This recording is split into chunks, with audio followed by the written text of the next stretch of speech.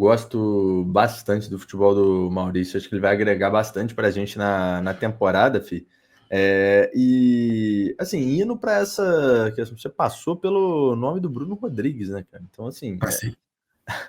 é uma loucura isso, porque a gente Nem tem lembra dele, falando coitado. aqui de muitos nomes disponíveis, né, pro Palmeiras.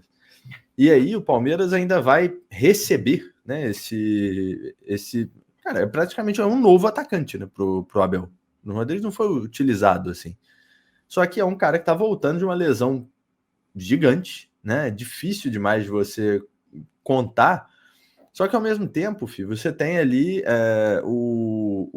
toda essa galera se firmando, o Vitor Roque, né? O Paulinho agora entrando também. O Palmeiras, acho praticamente impossível que o Palmeiras não envolva mercado quando todo mundo estiver disponível, né? Porque você vai ter, além da volta do Bruno Rodrigues, todo mundo. E aí, por exemplo, entre o Bruno Rodrigues e o Flaco, para ficar como opção. Eu não sei. Então, eu não sei como volta o Bruno Rodrigues. É muito Até por difícil. característica. Exato. E aí, assim, com todo mundo disponível, filho, para você, quem vira uma possível moeda de troca, um possível negociável, porque o Palmeiras acho que não vai ter a menor intenção de manter todos esses jogadores, né? E não sei nem como pensa a partir daí, estou falando, né, para a próxima janela de meio de ano, né? Como pensa uma possível substituição do Estevão, se vem algum jogador, porque talvez, dependendo, não venha também. Sim. Eu vou pensando. Na verdade, Bruno, acho que dá para não abrir mão de ninguém. O Estevão já vai sair. Se a gente pensar, o Estevão já vai sair. Aí a gente olha para esse elenco, só pegando. Antes, só mostrar uma coisa, Bruno, rapidão. Claro. O posicionamento do Maurício e do Facundo. Porque o nosso amigo Mário Sérgio mandou aqui: Maurício é 8 e 7, não 10. O Maurício jogou exatamente da mesma forma. Esse aqui é o mapa de calor do Maurício em todos os jogos dele no Paulistão. Dá para ver bem? Dou mais um zoom.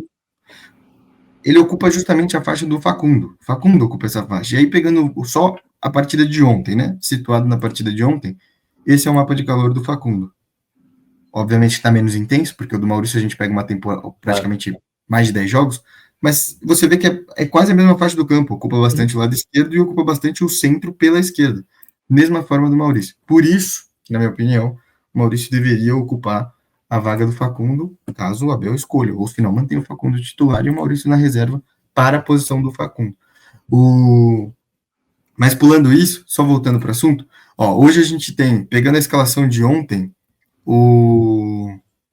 saiu com o Everton, Bruno Fux, o Everton, Bruno Fux, Gomes, Mikael. Era para ser o Murilo machucou antes do jogo.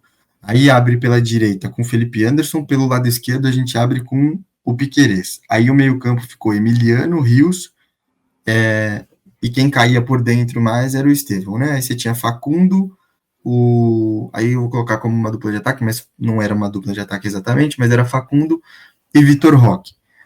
Você tinha no banco, o que eu acho, Bruno, acho que se não vender ninguém, os jogadores de base vão perder a oportunidade.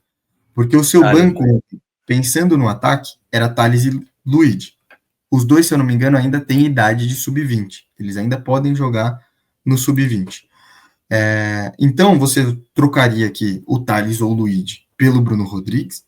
O Paulinho já fazia parte desse banco mesmo com os dois. Só que entra um ponto. O Estevão vai sair. O Estevão saindo, vamos supor que o Paulinho assuma a função do Estevão. Aí você vai ter no banco tudo bem que você tem o Veiga aí ainda, né? Você vai ocupar o Paulinho vaga no banco. Só que aí de positivo para o ataque você vai ter no banco Maurício, Flaco, Veiga e só. Porque o Bruno Rodrigues eu não posso contar como positivo. Então, o Bruno Rodrigues, hoje, para mim, ele só serve para ocupar a vaga do Thales ou do Luiz, porque ele é um cara mais experiente. Só que o Bruno... eu não sei se vai. Exato. Eu não sei se o Abel vai colocar na escalando a montanha lá, se o Bruno Rodrigues vai voltar na frente desses dois moleques. E aí eu não vejo sentido de ficar, entendeu? É o único cara que dá para tirar. Talvez lançar para mercado, assim.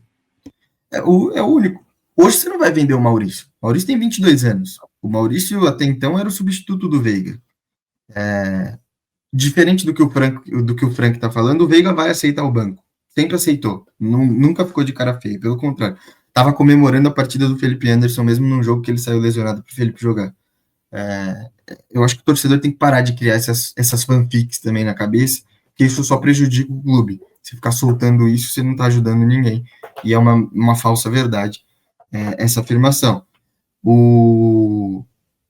Você não vai abrir mão do Veiga. Eu não sou, ninguém é louco de abrir mão do Veiga. Hoje você não vai abrir mão mais do Felipe Anderson, obviamente. Você não vai mais abrir mão do Facundo.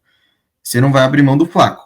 Flaco, com toda certeza, é o melhor atacante reserva do futebol brasileiro. Me aponta em outro porque não tem. Não tem. O Flamengo tem um baita centroavante, tá machucado, que é o Pedro, mas os outros a gente viu que não dá. Aquele Juninho lá, pelo amor de Deus, chegou, que foi uma aposta do português, e o outro é o que o Messias disse, ó. Hoje o Veiga é banco, não é para abrir mão, não dá para abrir mão do Veiga. O único que é negociável, Bruno, é o Bruno Rodrigues. Até porque a gente não sabe se ele vai ter a característica dele, né? Que ele é um jogador de velocidade. Exato.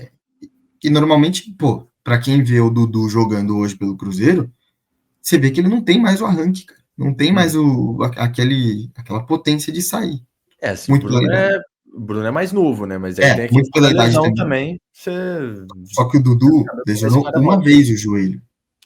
O Bruno foram 2 vezes seguidas.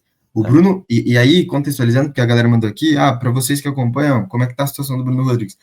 Cara, o Bruno não tem data para voltar. E tá normal, tá dentro do prazo ainda. O Bruno, para quem não sabe, eu sinto às vezes que o torcedor ele julga o Bruno Rodrigues por não saber. Eu prefiro acreditar na ignorância do que na maldade. O Bruno ele machuca o joelho no segundo jogo dele pelo Palmeiras no Paulistão, contra o Novo Horizontino. Uma lesão séria. Aí ele opera o joelho, e aí quando ele tá para voltar, ele vai fazer um jogo treino, Palmeiras e São Caetano no CT, o zagueiro do São Caetano dá uma voadora no joelho dele. Não é nem uma falta, é uma voadora no joelho dele. Uma entrada muito maldosa e destrói o joelho do Bruno Rodrigues. E aí o Bruno tem que passar por uma nova cirurgia. Então a recuperação dele era um cara que já estava em transição física para voltar e tem outra lesão em sequência. Por isso que ele não jogou até agora. E é o que o Bruno falou aí, cara. Acho que não tem como se acreditar na volta do Bruno Rodrigues, infelizmente. Assim, acho que só dentro desse contexto você já ter muita gente, é um cara que não vai voltar com uma pressão de entrega, joga logo. Isso é bom, tanto para o Palmeiras quanto para o Bruno, mas aí também te faz questionar como que você vai usar e se vai usar. Se é um cara que de repente vai ficar, ou se vai ficar para o final da fila, ou se o Abel realmente vai apostar, por exemplo, num Thales e num Luigi como reservas imediatos e vai vender o Flaco numa oportunidade, enfim, aí já são cenas dos próximos capítulos para o meio do ano.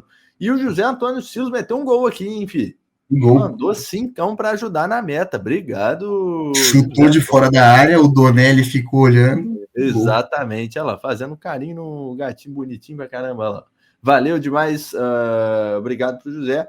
E aí, Fih, vamos até, já caminhando para a nossa reta final, fazer só um geral aqui sobre esse jogo contra o Inter. Acho que tem chance de ser, se a gente pega ali os principais concorrentes na briga pelo título hoje, Fih, acho que os 3 principais são Palmeiras, Inter e Flamengo. Não sei se você concorda.